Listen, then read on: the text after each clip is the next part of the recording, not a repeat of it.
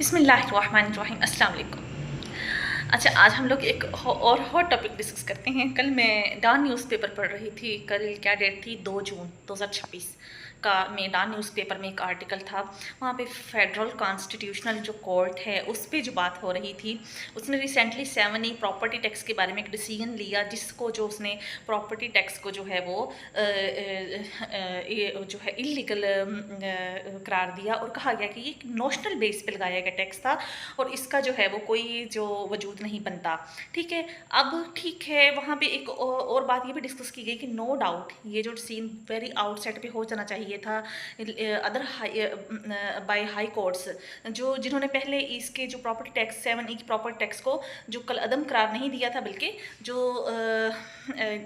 उसको जो सही करार दिया था। ठीक है, तो 7E डीम्ड इनकम पे जो लगता था 5% of 20% of 5% of fair market value of property. बात ये थी, कल के जो आर्टिकल में मेन इंपॉर्टेंट टॉपिक ये था, उन्होंने कहा कि एक दिन वो जो एक डिसीजन था लास्ट डेज में चल रहा चाइल्ड मैरिज का। ठीक है, जो कि हालांकि जो चाइल्ड मैरिज को जो अगेंस्ट जो स्टेप लेना, ये चाइल्ड मैरिज को रेस्ट्रिक्ट किया गया था 1929 में। कायदे आज़म ने इसका पहला जो है डॉक्यूमेंट पेश किया था।